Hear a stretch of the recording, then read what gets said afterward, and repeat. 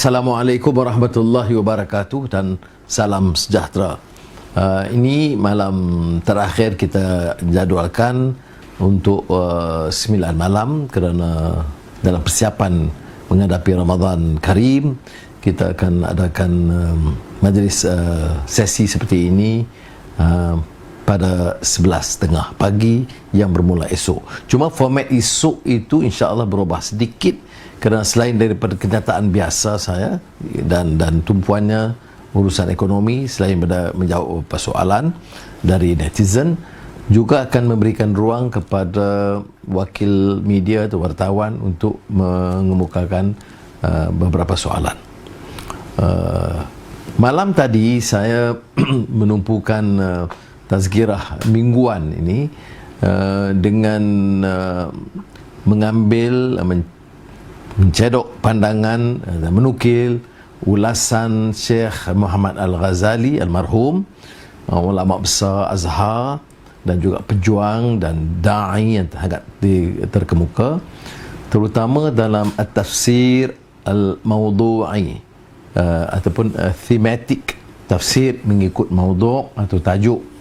Dan saya nukil dari surah 8 surah Al-Anfal, dan dalam beberapa ayat dibacakan termasuk menegaskan tentang sebutannya dan yang merumuskan keadaan tragedi bagi umat yang dirumuskan kemudian, ya. Bismillahirrahmanirrahim.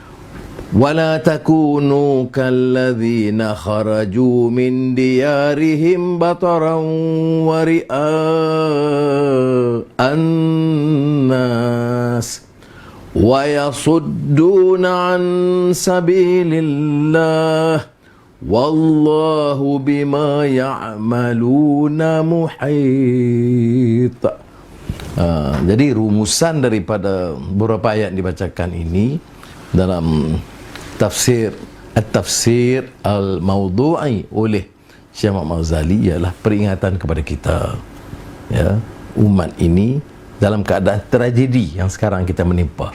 Jadi jangan angkuh dan sombong. Kalaupun anggap menang sedikit, dia tidak pamerkan kesombongan dan keangkuhan. Itu pertama. Keduanya, dia sebut kelemahan umat, termasuk yang berlaku di dunia Arab dengan pengaruh perkauman dan kebangsaan sempit itu, ya, disebut Arab nationalism yang sangat menekan, menolak semua suku-suku, kaum dan budaya dan kepentingan lain yang menyebabkan masyarakat itu terperosok dan mundur. Ingat, ya, ini Syekh Muhammad Ghazali mengingatkan kita bahaya pahaman perkauman sempit kalau nak lihat dari tinjau dari pandangan Islam. Jadi bila orang gunakan Islam untuk perkukuhkan perkauman dan kebangsaan sempit, dia harus rujuk balik kepada pandangan Al-Quran dan tafsir yang dibuat.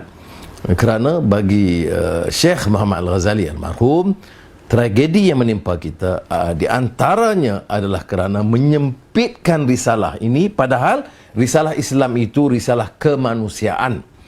Risalah kemanusiaan yang bagi dia harus merentas kepelbagaian kaum dan agama, malah rantau dan negara. Sebab itu dia sebut ini soal hubungan antara negara atau external relations. Ini sekadar rumusan yang kita kupas semalam. Baik, sekarang kita mulakan dengan beberapa soalan yang dibangkitkan oleh netizen. Ada yang mengeluh kerana katanya soalan yang ditanya itu ratusan yang saya sempat jawab, 5, 6, 7. Kalau ratusan kalau saya teruskan boleh, tapi sampai esok pagi jam 1. Jadi untuk malam ini kita mula dengan beberapa soalan dibangkitkan. Hafiz Ahmad, jika ditawarkan menjadi sebahagian dalam kerajaan untuk kepentingan rakyat, adakah Datuk Seri mahu sertainya?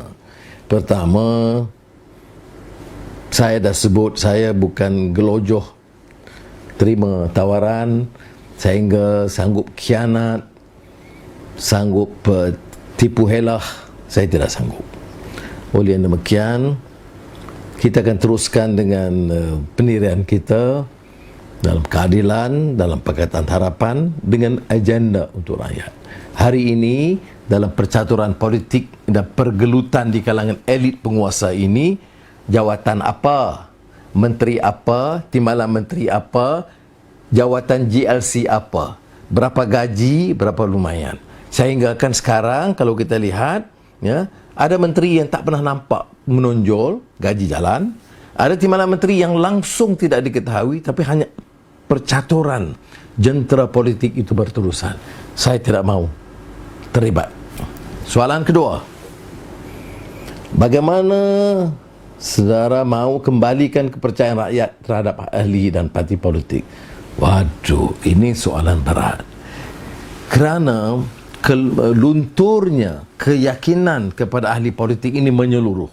Bukan jadi Malaysia, ya, di Amerika Syarikat, di Eropah, ya. Malah saya masih ingat dari sejak 80-an, tak salah saya, ya, pernah Herman Kahn menulis tentang uncharismatic low moral profession. Tak ada karisma, moral yang rendah. Profession apa? Politik. Tapi kita tidak ada pilihan. Kalau semuanya undur, politik ini kotor, ini jijik, ini semua di kalangan elit penguasa berebut dan khianat, kita serah kepada pengkhianat jalan. Kalau kita mau pertahankan prinsip, mau bela nasib rakyat, mau banteras rasuah dan penyalahgunaan kuasa, masuk jentera politik dengan prinsip akhlak. Saya setuju memang ada masalahnya, terutama di kalangan generasi muda, tetapi kita tidak ada pilihan.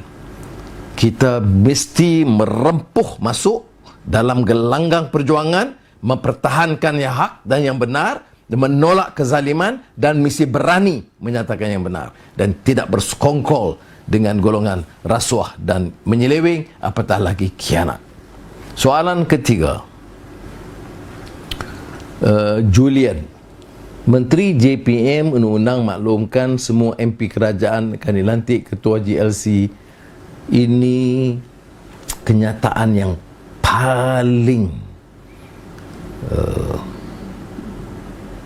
rusak dalam seluruh sejarah politik tanah air. Dari zaman almarhum Tunku Abdul Rahman Putra Al-Haj sehingga sekarang belum ada kenyataan orang mengatakan semua ahli parlimen mesti diberikan jabatan. Ini ternyata kerana sesak, gelabah, terlalu gelojoh untuk pertahan kuasa, sehingga jawatan itu kriteria, ukuran pemilihannya siapa? Ahli parlimen, supaya menjamin dukungan mereka. Jadi apakah negara ini hanya ditentukan oleh ahli parlimen? Apakah semua nasib bangsa, negara dan kedaulatan dan darjat umat ini akan ditentukan hanya oleh ahli parlimen? Di mana aktivis lain? Di mana pejuang lain? Di mana profesional lain? Di mana orang-orang yang ada kemahiran, keterampilan dan kepakaran? Apakah mereka tidak ada tempat? Jadi itu jawapan saya, dan kita akan lawan terus dalam isu ini. Berikut, kerajaan hari ini telah membuat keputusan untuk menangguhkan kebenaran operasi gunting rambut serta para pelajar kekal di kampus masing-masing. Bagaimana pendapat saudara? Gunting rambut ni mana? Ulas dah. Saya tak mau panjang lagi lah. Rambut saya bedah panjang dan kita sabar je lah. Naik guna tukang gunting yang mahal-mahal, yang style-style tu serah 2-3 orang je. Yang rakyat ini kita bertahanlah dulu. Tentang mahasiswa, akan saya rujuk kepada memorandum mahasiswa dan PKPIM yang akan saya kupas kemudian. Saudara Aimi, saya mau bertanya pendapat saudara mengenai semua ahli parlimen yang harus mengisytiharkan harta dan pendapatan. Keputusan ini telah dibuat untuk mengelakkan ahli parlimen menyalahgunakan kuasa. Apalagi sekarang, ahli parlimen itu menteri, timbalan menteri, dan semuanya GLC kalau pihak kerajaan. Tak isytihar, komisionnya sapu, kontraknya tak payah tender, pejabatnya hebat, allowance-nya tinggi, allowance kerayaannya banyak, digunakan wang untuk habuan ahli penyokong-penyokong politik, tidak ada kawalan. Oleh demikian, saya percaya pengisytiharan harta dan pendapatan itu sangat penting untuk menjamin tata kelola urus pentadbiran yang telus dan bersih. Muhammad Ali bin Abdullah, langkah saudara meleraikan isu ekonomi semasa, hilangnya kuasa beli dan jatuhnya pengeluaran sektor perkilangan. Ini ada yang saya sentuh sebelumnya, tapi ini akan saya ulas secara langsung esok kerana bagi saya masalah ekonomi ini masih di tahap yang membimbangkan. Ini berbeza dari kenyataan yang sangat lunak oleh Menteri Keuangan yang sekiranya satu-satunya Menteri Keuangan yang di dunia yang memberi gambaran yang begitu lumayan dan lunak bagi ekonomi negara tahun 2021. Tetapi walaupun bunyinya lunak, tetapi saya tidak fikir ia menyatakan fakta dan kebenaran. Seorang guru sekolah, ini kan mungkin tak berani itu bagi nama. Ini pun masalah juga. Ya, kerana sistem itu ada disebut culture of fear, budaya rasa takut. Orang nak kritik sikit tak berani, nak soal sikit tak berani. Dia warisan sistem yang memerangkap pemikiran dan jiwa. Saya tak salahkan guru ini kerana sistem itu tidak memberikan ruang dan kebebasan untuk orang berbicara. Sekarang ni dengar kalau seorang ketua pengarah ke KSU ke pegawai ke cakap lebih sikit, itu terus ada hebah, nak kena tukar, nak kena turun pangkat. Jadi topik hari ini berkenaan pendidikan. Mungkin saudara boleh ulas bapa yang memarahi guru kerana memberikan kerja sekolah kepada anak-anak mereka. Ini ialah kalau kerja sekolah sampai tak ada masa nak tidur, adalah. Tapi saya masih ingat semasa saya Menteri Pendidikan, ada ibu bapa di daerah di Kedah yang bangkitkan bantahan ini, dan saya jawab, pergi hantar ke sekolah lain yang tak payah ada kerja sekolah. Tak ada. Maknanya mesti ke sekolah yang guru tak menjalankan tanggungjawab. Kita nak guru bertanggungjawab, kita patut terima kasih pada guru itu. Ini saya ingat dulu di Shah Alam, saya minta sekolah bersihkan tandas anak-anak di sekolah, bersihkan tandas. Wah, hantar telegram. Masa tu telegram lah, belum ada email apa semua ni. Wah, ini guru saya bagi tahu nasihat Cik Anwar sebagai Menteri Pendidikan, anak saya dihantar ke sekolah untuk belajar, bukan untuk cuci tandas. Jadi saya jawab cara umum. Saya kata, terima kasih, memang ada kebenaran pendapat saudara itu, cuma hantarlah anak ke sekolah dewa, kerana dewa tak ada tandas. Kalau nak guna hantar sekolah kita tandas, latihlah anak-anak itu gunakan tandas dan bersihkan, supaya jangan dia rasa hina orang cuci tandas ni, orang yang paling rendah darjat dia. Dia tahu dia pun buat kerja yang sedemikian. Ini juga latihan, ini juga pendidikan, supaya tidak memandang rendah dan darjat tinggi, darjat rendah, darah merah, darah hijau, darah biru. Okey, saya ingat setakat itu soalan-soalan buat malam ini. Kita akan terus dengan soal e-learning dan juga soal yang terkait dengan apa yang kita anggap pendidikan, teknologi, pendidikan, kerana sekarang ini online ini sangat kritikal. Ini yang kita katakan, kalau dengar dia kata kita hidup ini sejak tahun lalu, saya bicara tentang post normal times. Sekarang ini dia tidak normal. Datang pula COVID-19, lagi hilang kebiasaannya. Kebiasaannya anak hantar ke sekolah. Ini luar biasa. Jadi bagaimana kita hadapi keadaan new normal? Ada menteri sebut kita tunggu nanti bila keadaan selesai, ada kita hadapi new normal. Tak, ini sekarang ini sudah new normal. Dan ini antaranya ialah untuk memastikan kita memanfaatkan digital ekonomi, digital teknologi yang disebut digitalization. Sebab itu sengaja saya bantu kerajaan atas inisiatif saya perkenalkan DNA 20 ya pada tahun-tahun yang lalu ya. DNA 23. Jadi oleh yang demikian saya percaya kita dah mula. Saya ingat dulu, saya ingat di bawah kerajaan lalu, Gobind Singh dia utamanya telah berjaya menurunkan kadar bayaran broadband yang rendah dan mampu guna. Dan ini kita harus akui ya, bahawa ini satu berita kemajuan yang baik, kerana kadang-kadang telco ini monopoli, untung besar, ya, beban rakyat juga tinggi. Ini masalahnya, monopoli dan kontrak bagi kepada kroni. Inilah masalah dia ya. Kemudian kita juga harus popularkan ya tablet, notebook yang dibangunkan oleh syarikat-syarikat tempatan.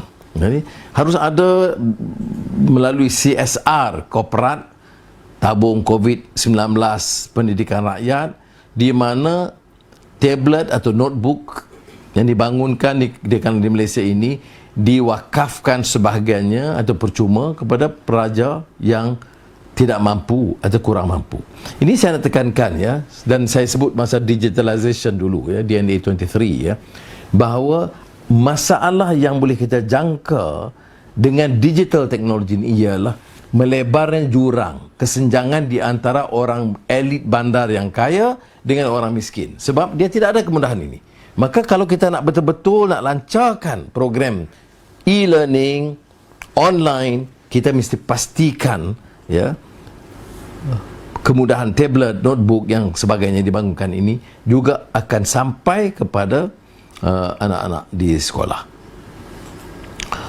Satu lagi ya, ini TV pendidikan. Saya percaya dan harap Kementerian Pendidikan bagi nafas baru lah.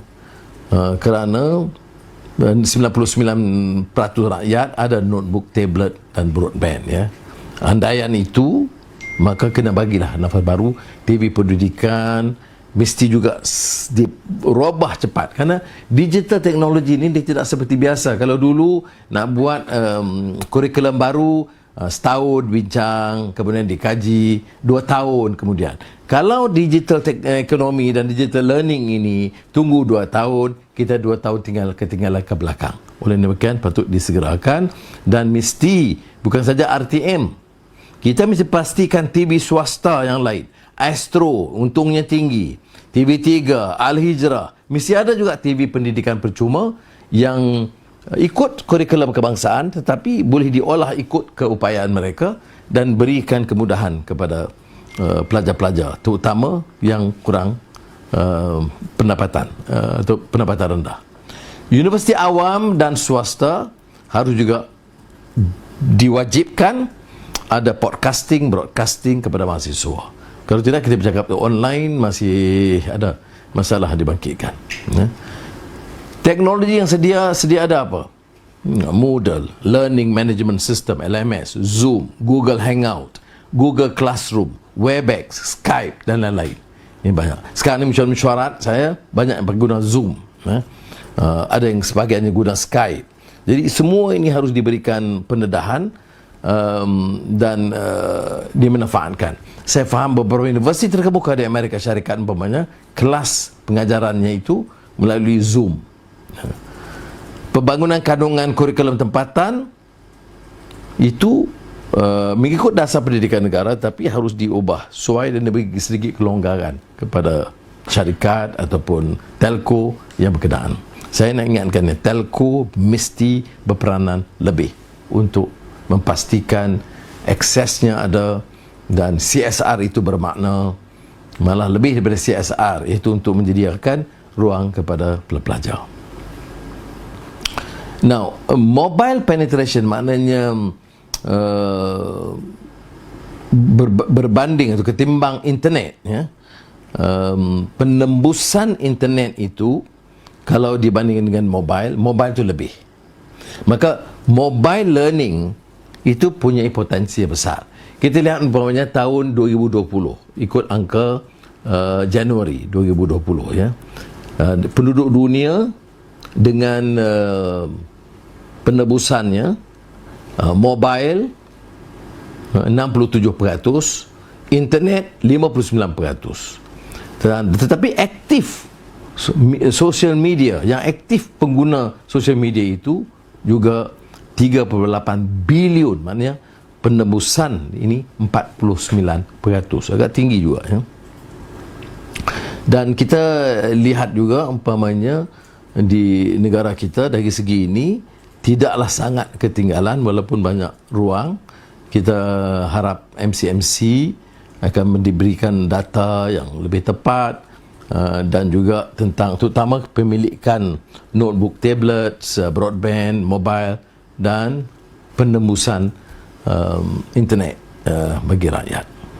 Jadi pokoknya harus disegerakan ya. Tak boleh tangguh. Dan kita dah sebulan ni ya, sepatutnya ada satu tahap kelajuan, kerana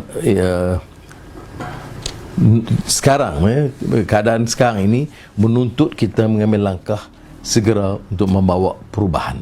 Dan ini yang saya tekankan. Dan saya ingin juga sebut di sini sebab saya lihat umpamanya kenyataan bersama mahasiswa Malaysia dan juga PKPIM pelajar yang meminta supaya kerajaan, khususnya Perdana Menteri ya, dalam membuat keputusan PKP ataupun Perintah Kawalan Pergerakan yang dilanjutkan, itu kadang-kadang suka kita nak berhujah kerana ini keputusan yang terkait dengan keselamatan, kesihatan, nyawa dan sebagainya. Tetapi ia juga terkesan dengan mahasiswa, takkan terperangkap begitu lama. Apakah kalau dikekalkan, apa yang harus dilakukan? Kalau nak minta bawa pulang, apa yang harus dialukan? Jadi mahasiswa telah berkumpul dan bincang tentang masalah pengangkutan. Tapi satu yang menarik ialah mereka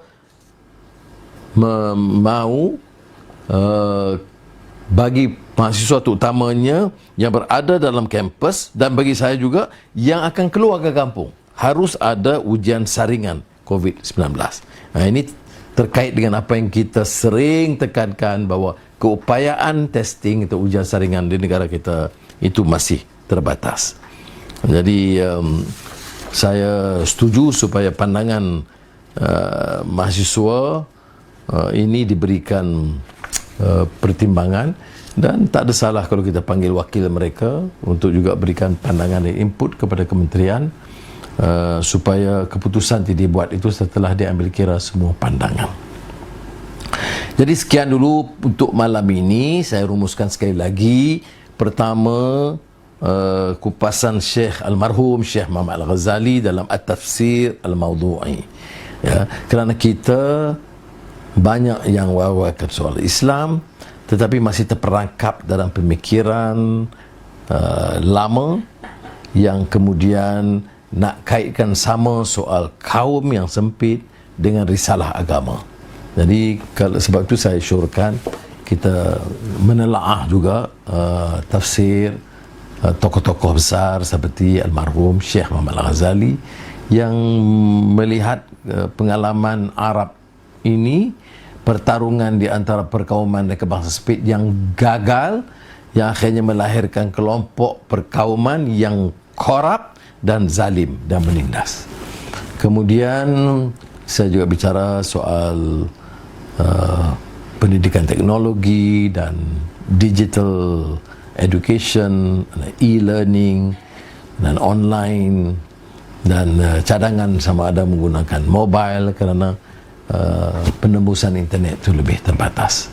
Sekali lagi saya ucap terima kasih, dan insya-Allah kita bertemu besok 11.30 pagi yang berkeupayaan, selainnya boleh tinjau kemudian.